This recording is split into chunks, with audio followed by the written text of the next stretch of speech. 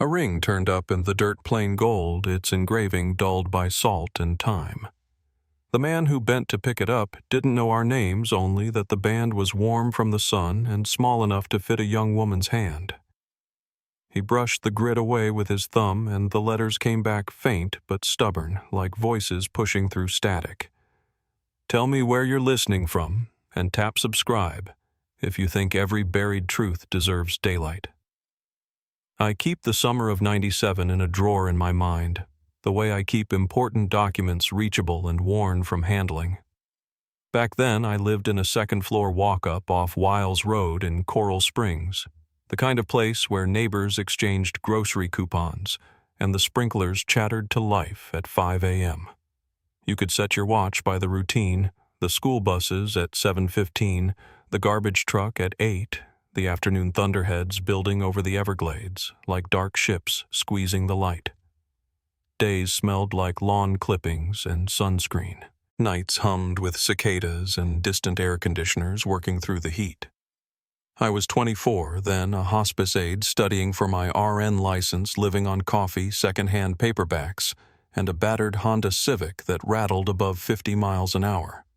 Melissa, my little sister by 2 years, kept a futon in my spare room when she needed a quiet place to edit photos.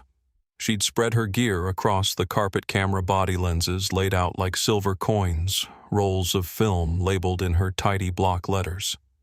She never rushed the prep. Every cap had a place, every strap a purpose.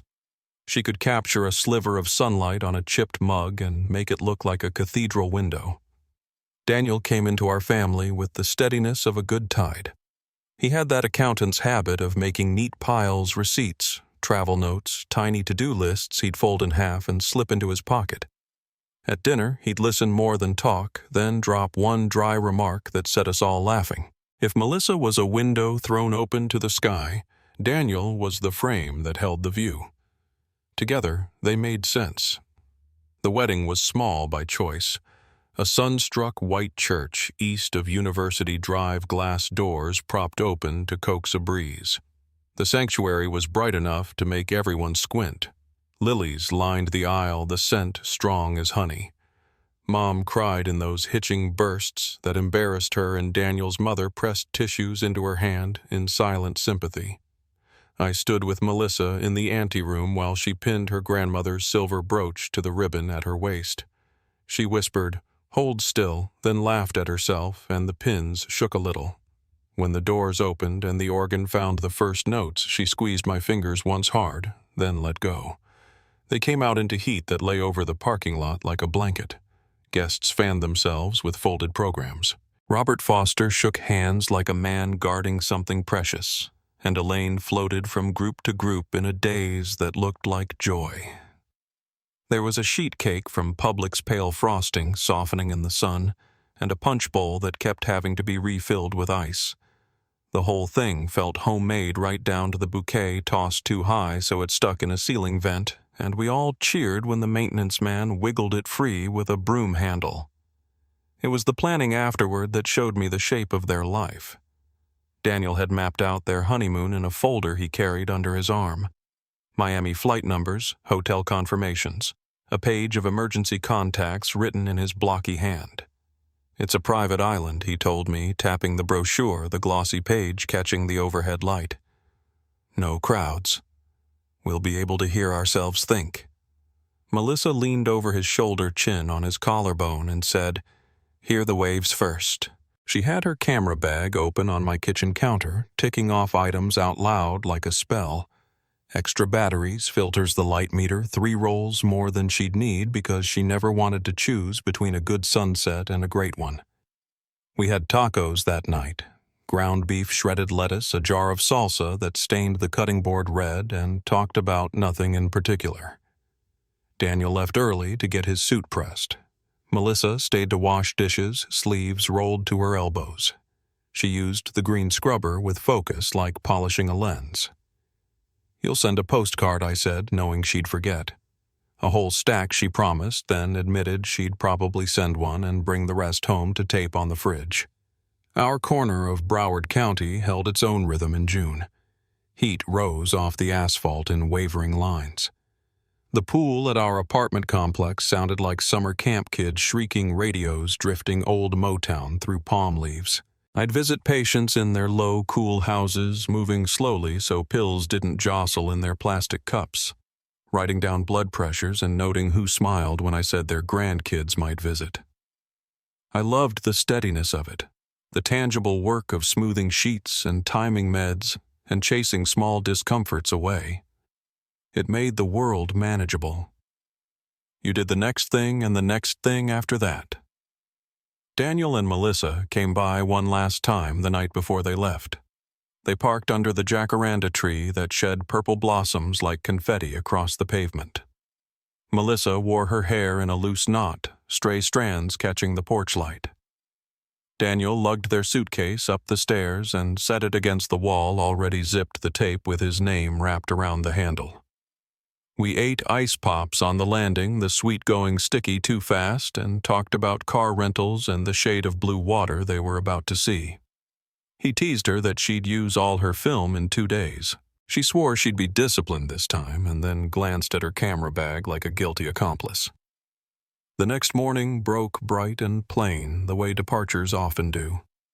I drove behind them down the Sawgrass Expressway, keeping the Civic steady in their wake.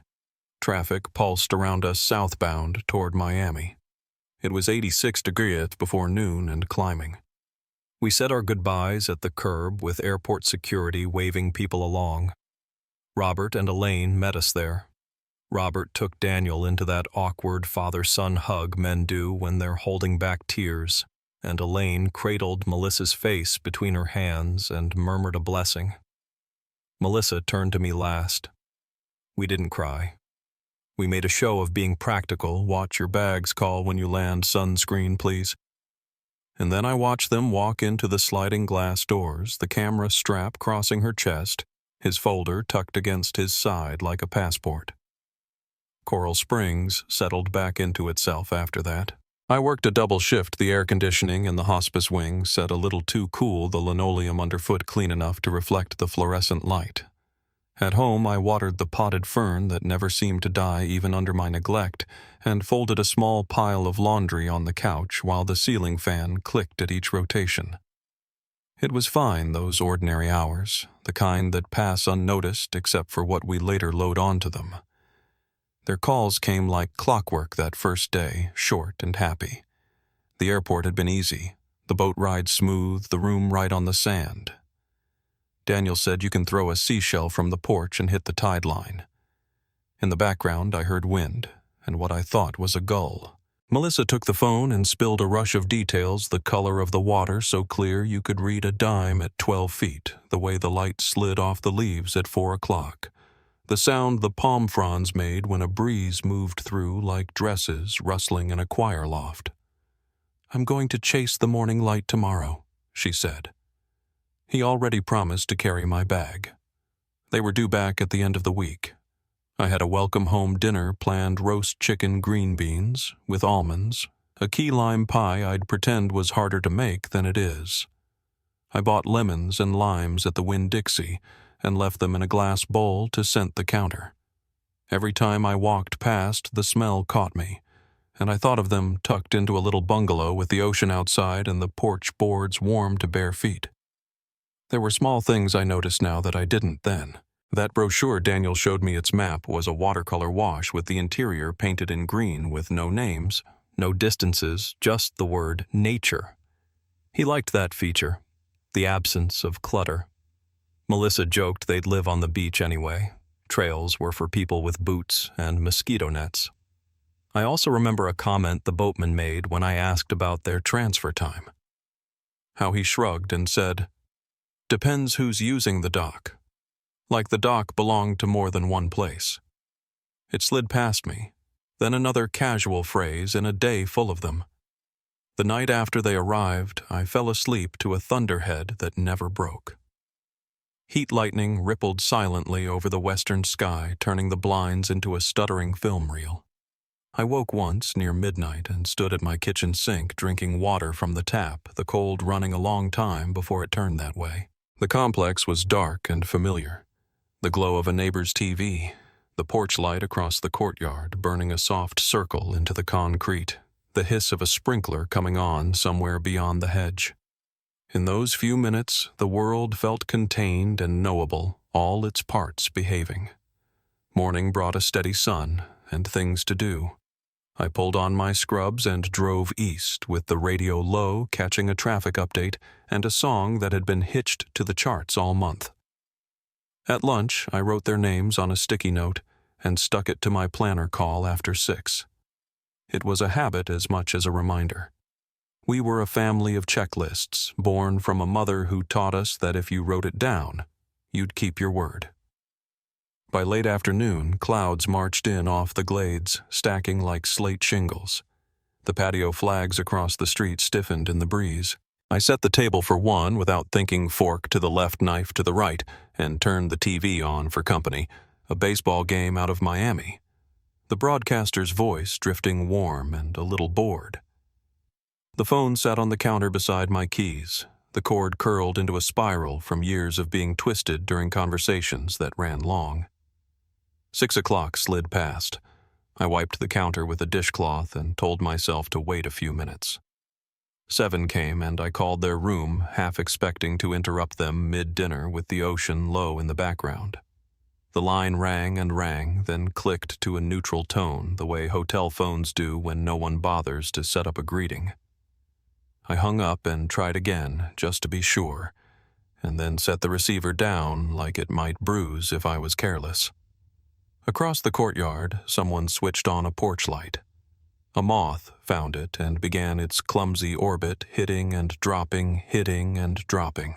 I stood at my window and watched that little halo press back the dark the way good light does, and waited for a car I felt certain would turn down our street at any minute. The bowl of limes on my counter held their scent. The fan ticked with each pass.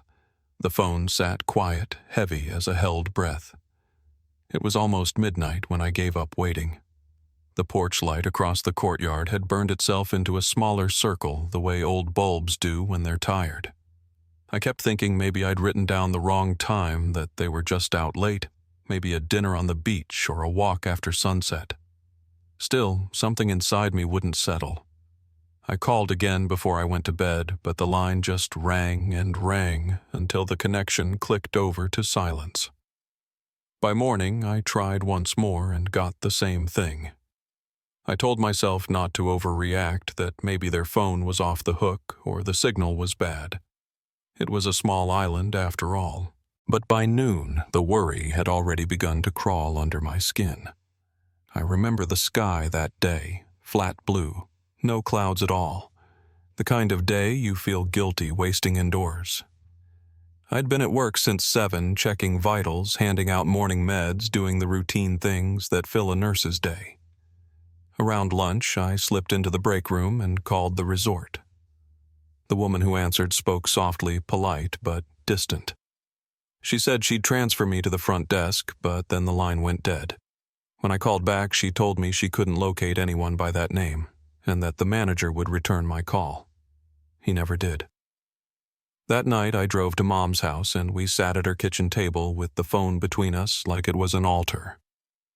She tried the number herself, then Daniel's parents did, and by morning, everyone was calling everyone.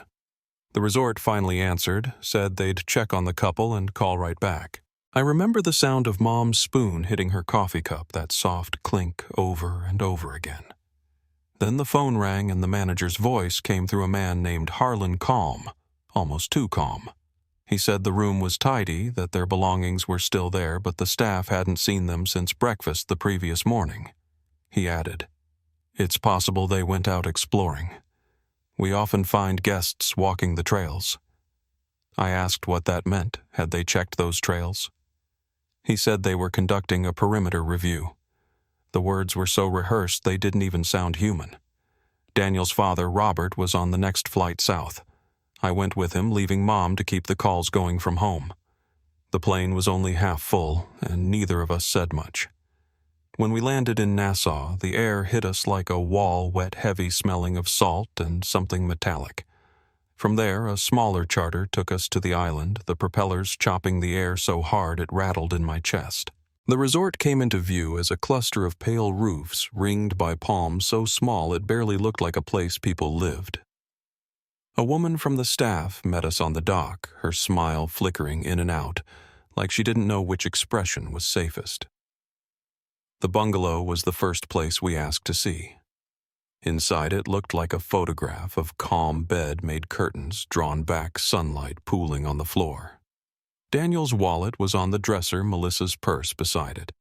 Her camera bag sat open on a chair, rolls of film lined neatly as if she'd just stepped away to find better light.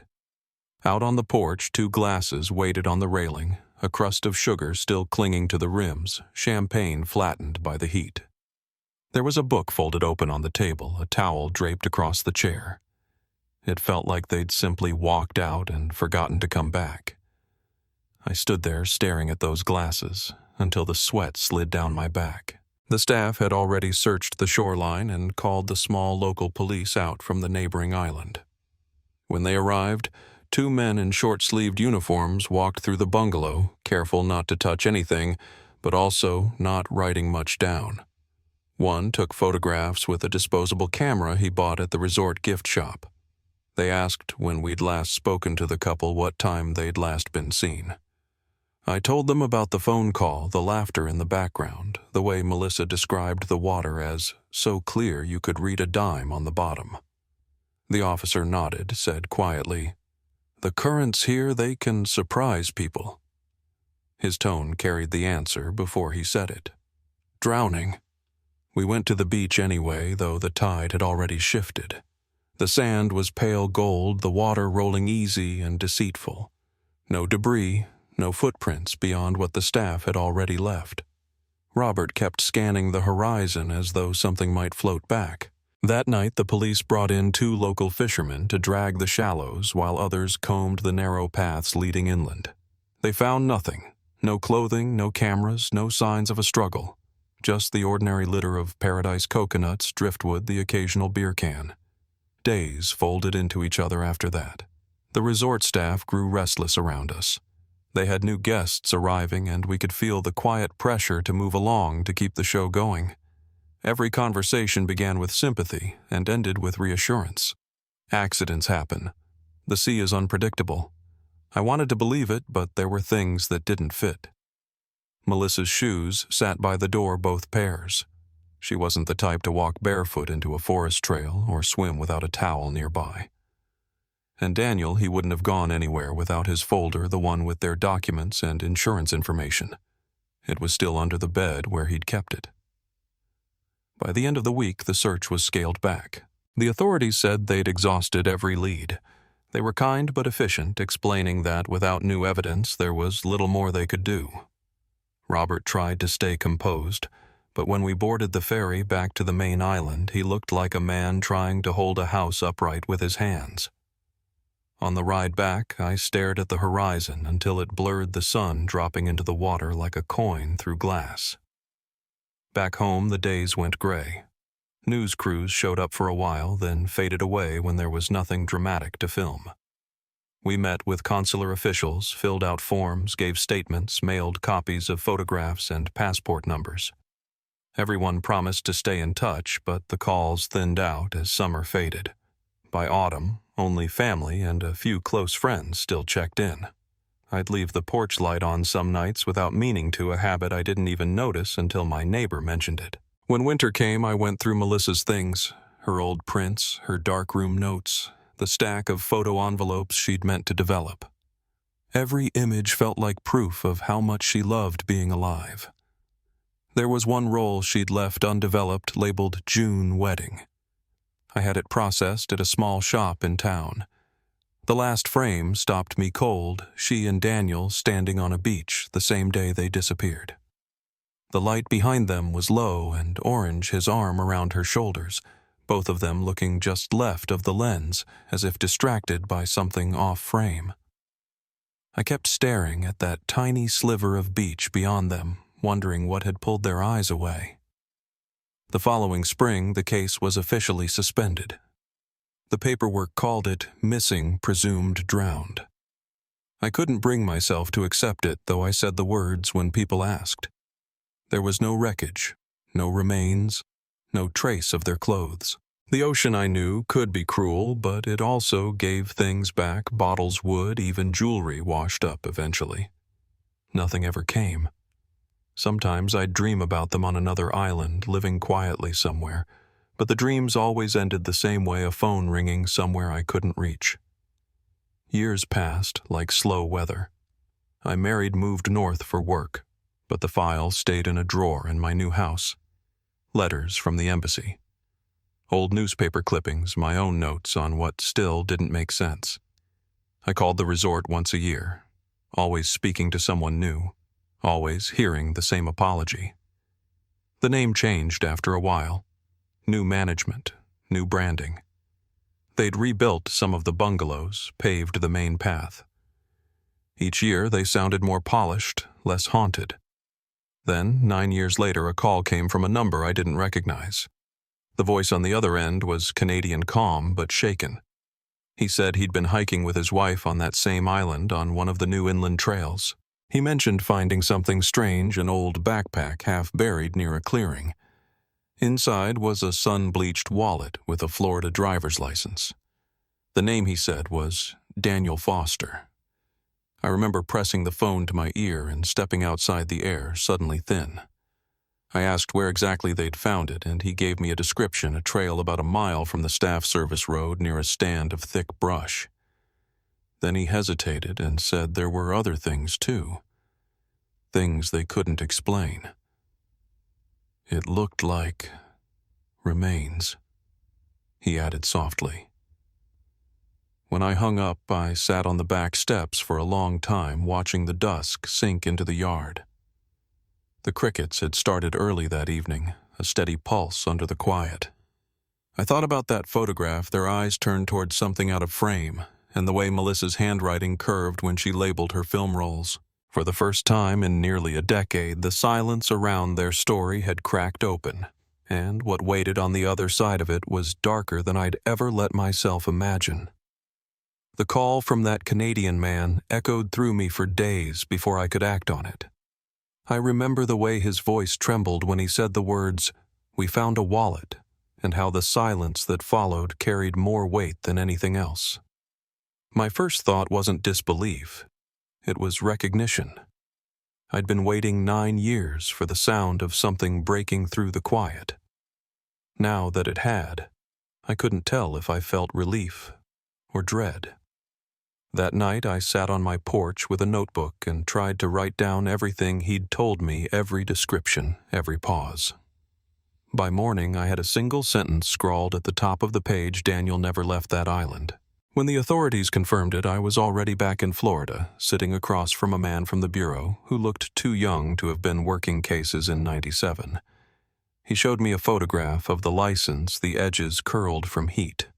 The colors were gone, but the name was clear enough. Daniel's smile was half there, frozen in the way people look when they're trying not to blink for the camera. The officer's tone was clinical as he said they'd found remains near the site, consistent with 2 adults. I asked if they were sure it was them. He hesitated, then said they'd found a ring with initials engraved inside, and that was all the answer I needed. A week later, I flew out with Robert and Elaine. The flight to Nassau was quiet, except for Elaine's steady hum, a hymn I'd heard her sing in church once. We took a small boat the next morning to the island. As we approached, the shoreline looked the same as the photographs Melissa used to take, the same pale sand, the same perfect blue, the same promise of peace that had drawn them there in the first place. Nothing about it looked like a place where people could vanish. The couple who'd found the remains, Robert and Elaine Peterson, met us on the dock with the kind of politeness you only see from people who have stumbled into tragedy they didn't ask for. Their stories spilled out in small, halting pieces: a hiking trail, something bright in the dirt, a torn backpack, the wallet, and then bones. They said it softly, as though saying it too loud might make the island hear. I thanked them, though the words felt small in my mouth. The clearing where they found everything was about a mile inland, thick with vines and heat. The investigators had already cordoned it off, but they let me stand at the edge. The air smelled of damp soil and sun-baked leaves. A blue tarp fluttered where the remains had been collected. I remember seeing a sliver of fabric half buried near the roots of a tree. Pale yellow, faded, almost white. And for a moment, I thought of the sundress Melissa wore the summer before she married. I couldn't tell if it was hers, and I didn't ask. The police talked in circles at first, careful not to say anything that couldn't be proven. They called it an accidental death, possibly due to dehydration or exposure. It was a neat, easy story, the kind that lets everyone go home and close a file. But I knew my sister. She'd never wander inland for long, and Daniel wasn't the kind of man who lost track of direction. They had maps, plans, and itinerary that accounted for every hour. The idea of them hiking off-trail in 100-degree heat without telling anyone was as absurd as it was convenient. When I pressed for details, one officer told me the remains were in an advanced state of exposure. That was the phrase he used, like the elements had done the work alone. But the location gnawed at me. It was close to a service road, a path workers used every day. How could no one have found it sooner?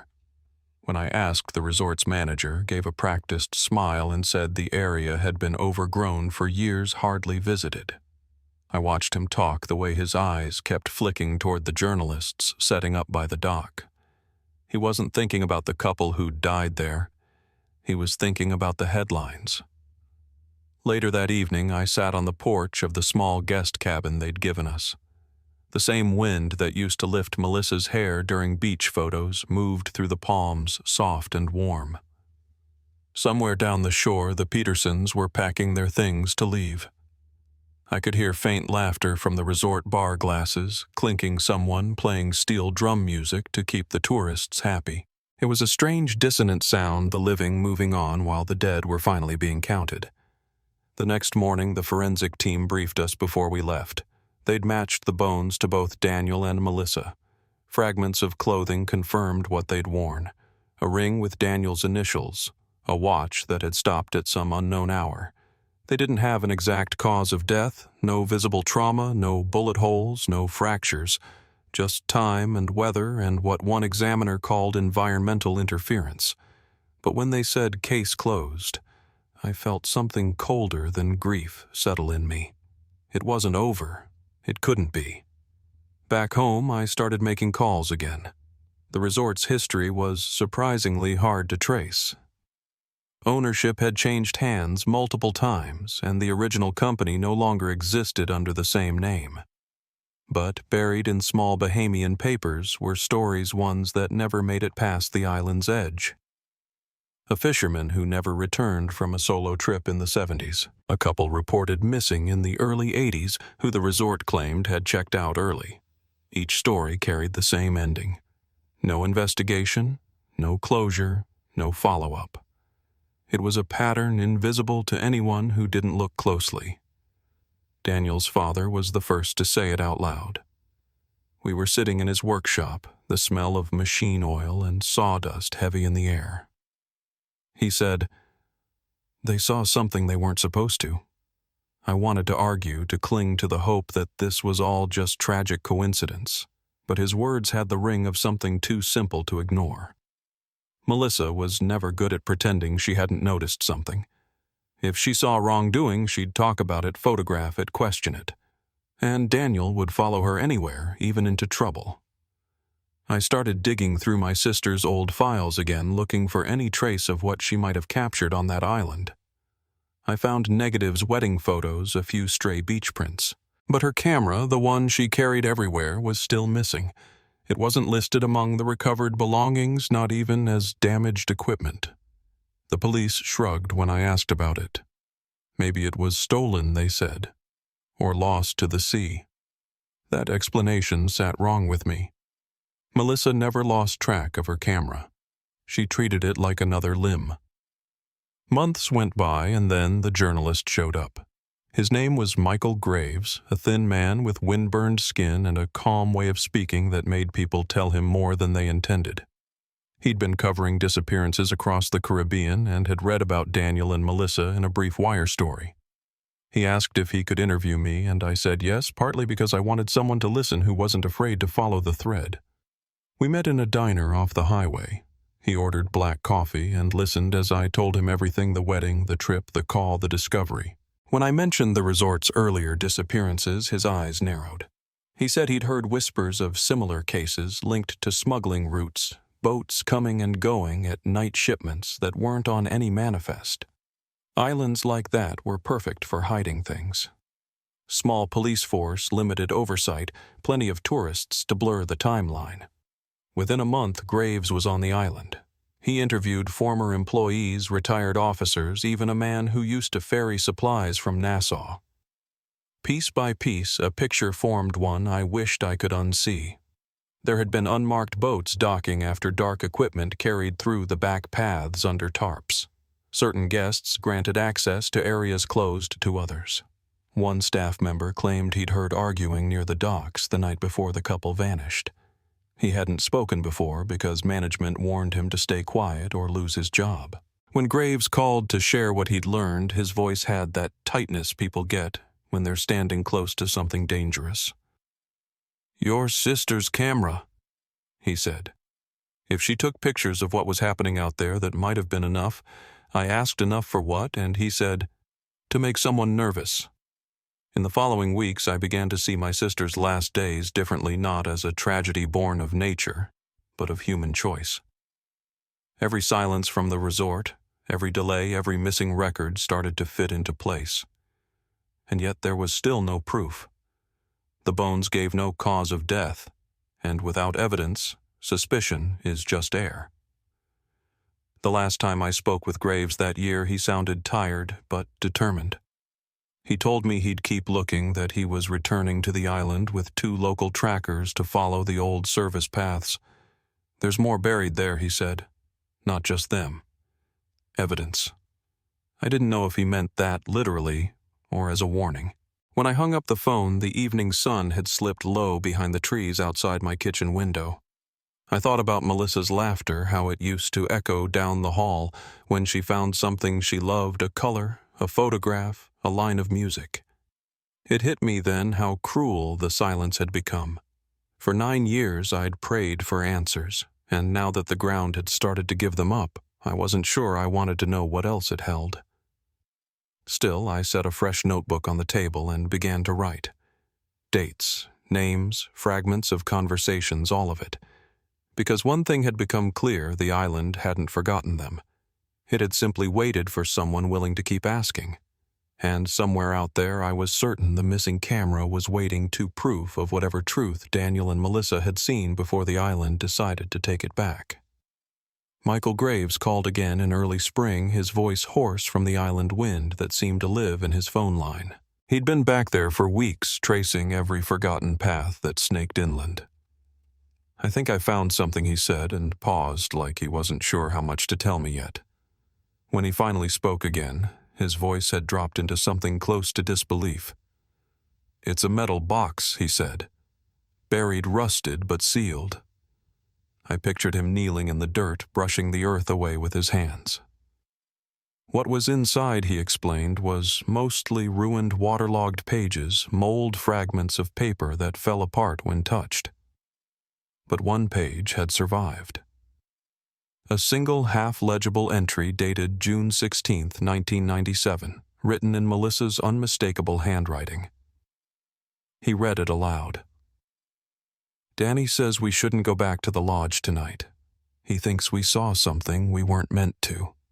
He stopped reading after that. "She signed it with her name," he said softly, as though he still couldn't believe it. For a moment I couldn't speak.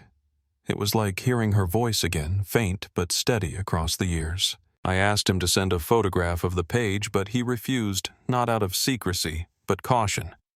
"It's too fragile," he said. "If I move it wrong, it'll disintegrate." I remember whispering, "Then don't," as if saying it quietly might keep it from turning to dust. That night, I sat in my kitchen with the lights off. The refrigerator hummed in the background, and outside rain whispered against the windows. I laid my palm over the old folder where I kept every document, every clipping, every unanswered letter. I had always known they hadn't died by accident, but reading her words, even through his voice, gave shape to that fear.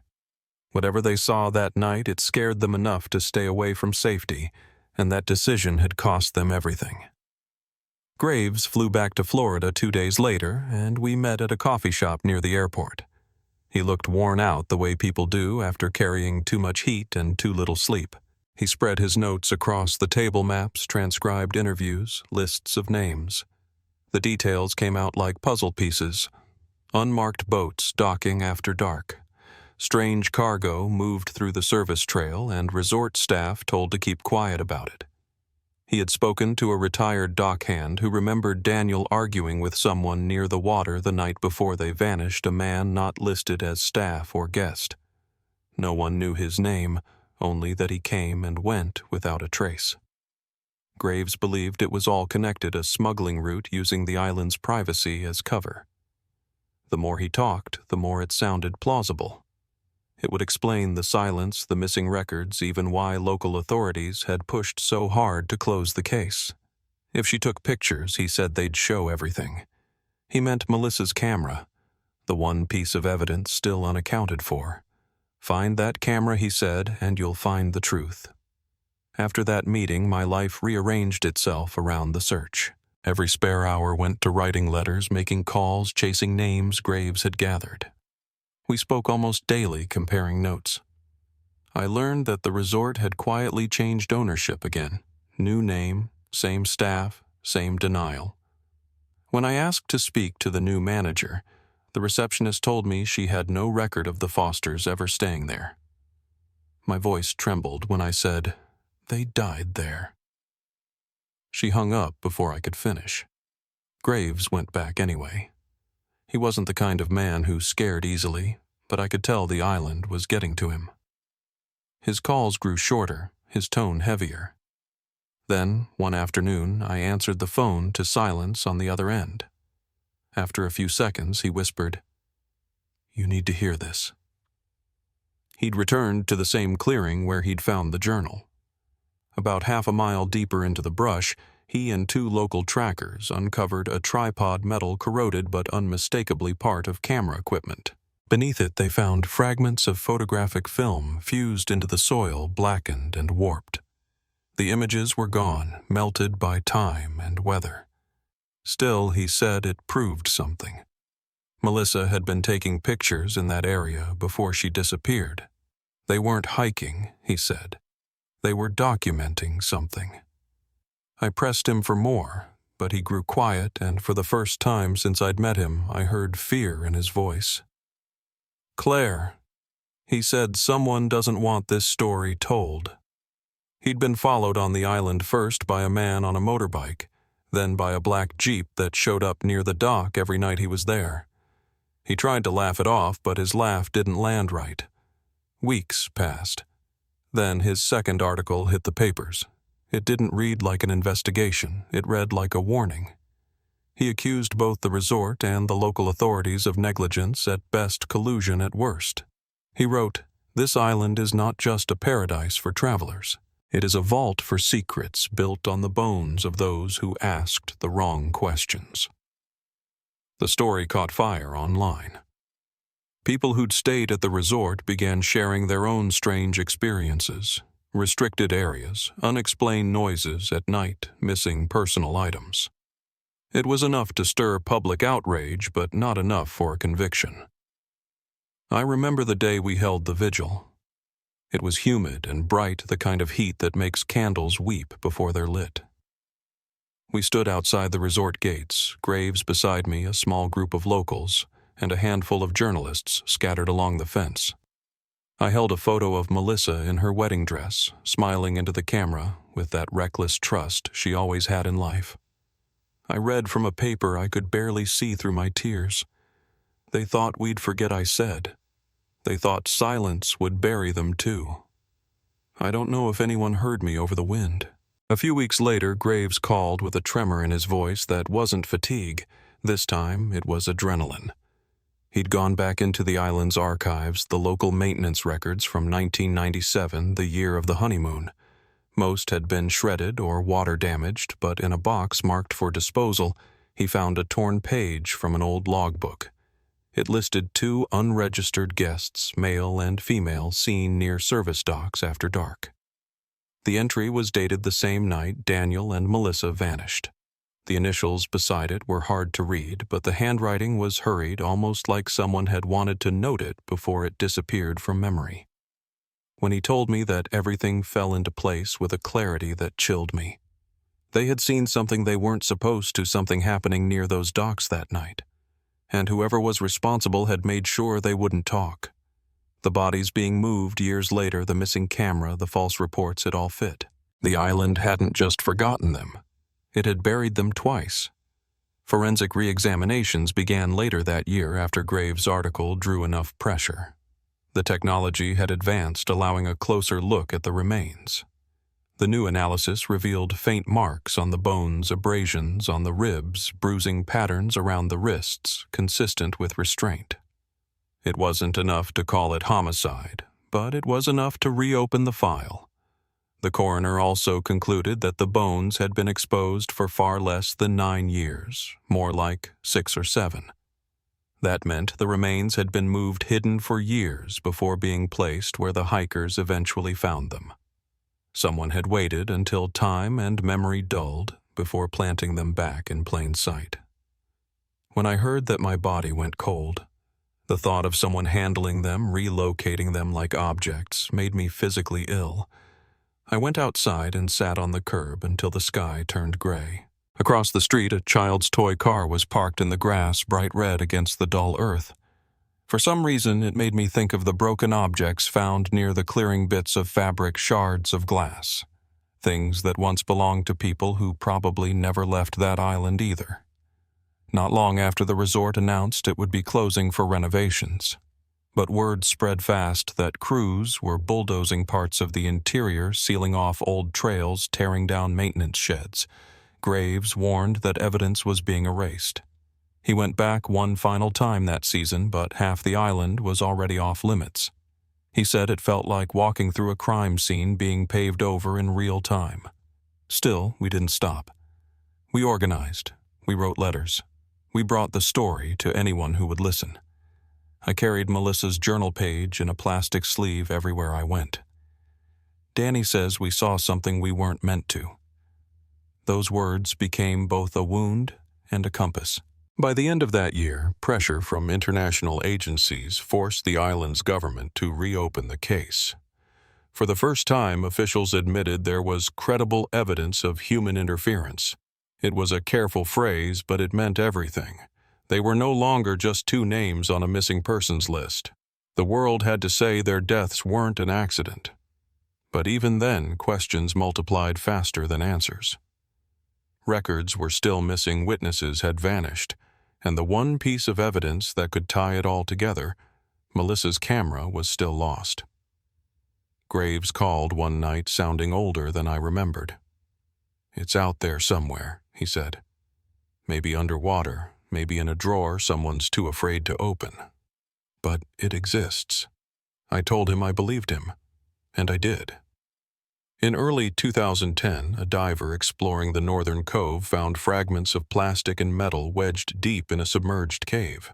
The pieces were badly corroded, but experts later confirmed they matched the make and model of Melissa's camera.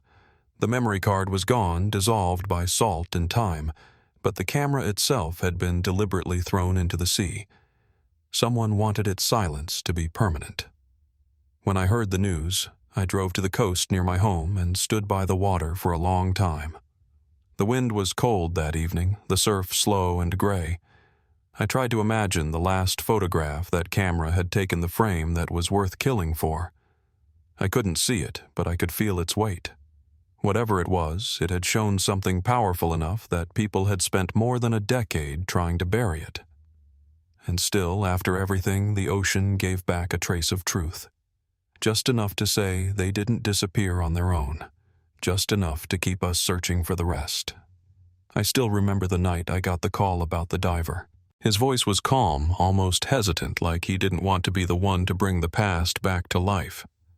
They'd found fragments of a camera deep in a submerged cave off the island's northern cove, plastic, corroded metal tiny gears eaten by salt and time. The serial number matched Melissa's model. The memory card was gone, destroyed long before they ever touched it. But even so, it felt like she was speaking again, just faintly through whatever was left. Someone had tried to erase her story, but the ocean refused to keep their secret. The news spread fast, and for a moment it felt like the whole world turned its head back toward that island. Investigators reopened their files this time, not with the word accident penciled in at the top. They called it what it always should have been: probable homicide by unknown persons. No one would ever stand trial, not really. The island had changed too many hands, too many names. Witnesses had vanished, records had been misplaced, and money had washed over every trace of truth like tidewater on footprints. But still, those words mattered. They gave Daniel and Melissa back their dignity. They gave our family something official to stand on, even if it was built over sand. Graves kept writing. He wouldn't let it die in the papers, not again. His last article came out the following year, and it was quieter than the others, more like a eulogy than an exposé. He wrote that paradise can hide anything if you sell it the right way, that beneath the sound of waves and the scent of salt you can still hear what's been buried. He said Melissa's final act may have been pressing the shutter on her camera at the wrong moment, and that one photograph might have sealed their fate. When I read that line, I had to close the paper and walk outside. The air was heavy, the kind that makes you think rain's about to come, but the sky stayed dry. I stood in the yard until the mosquitoes started to bite, thinking about all the ways a single moment can change everything. After the inquiry ended, the family's ours and the Fosters held a memorial at the small church back in Coral Springs. We placed their photographs side by side on the altar, the same ones we'd used at the wedding, both of them smiling sun in their hair. The pews were full of faces we hadn't seen in years: neighbors, classmates, people who'd followed the case and come to stand with us. I remember Elaine holding my hand through the whole service, her palm warm and steady. When the pastor asked if anyone wanted to speak, I stood and read from the one page that had outlasted everything else, Melissa's journal entry. My voice shook on the words, "Danny says we shouldn't go back to the lodge tonight." It was the closest thing to her voice I had left. When the service ended, no one rushed to leave. People just lingered in the aisles the way they do after funerals when they're not ready to step back into ordinary life. Robert placed Daniel's wedding ring in a small glass case that sat at the front of the church. He said it was where it belonged, where light could reach it. Elaine started a scholarship in their names, something small but meaningful, a way to help students studying environmental science and photography. "For those who look closely at the world," she said. I think Melissa would have smiled at that. Graves didn't stop digging. Even after the articles faded from the front page, he kept chasing records, following rumors of other disappearances on nearby islands. He told me once that he'd probably die with a file on his desk labeled Foster Case, and when he laughed it sounded tired but peaceful. In 2014 he went back one last time, just before part of the resort was torn down for good. The government had sold the land to a new developer, promised it would become an eco-retreat, with a new name, new management, new everything. Graves didn't believe in coincidences, and neither did I. He found something during that trip, though it came to him almost by accident. A maintenance log buried in a box of discarded paperwork slated for destruction. June 14, 1997, the day after Daniel and Melissa arrived. The entry read, "Unregistered guests, 2 adults, male and female, seen near service docks after dark." The initials at the bottom were smudged, the ink half faded, but that one note tied every piece together. They hadn't imagined danger. They hadn't gotten lost. They'd been seen alive near the place where all the wrong things were happening. And from that moment, they never had a chance. When Graves sent me a copy of that page, I sat with it for a long time. It wasn't anger that came first. It was grief, the kind that doesn't rise up anymore but settles somewhere behind your ribs and stays there.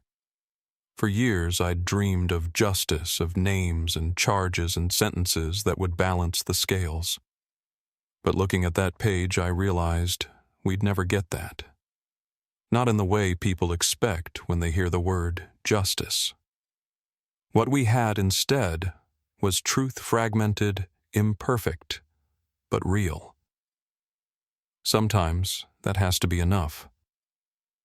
In the years since I've learned how memory changes shape, at first it's sharp and heavy. It cuts through everything you do. But time rounds it out, softens the edges. You stop seeing the horror of it every time you close your eyes and start seeing who they were before the story became a headline. Melissa laughing as she adjusted her lens, Daniel calling her kid even though she hated it. That's how I choose to remember them now, not for what was taken from them, but for what they gave each other. The island reopened 2 years later under a different name. Brochures showed the same beaches, the same perfect blue water. The ads called it safe, exclusive, untouched. I couldn't look at them for long.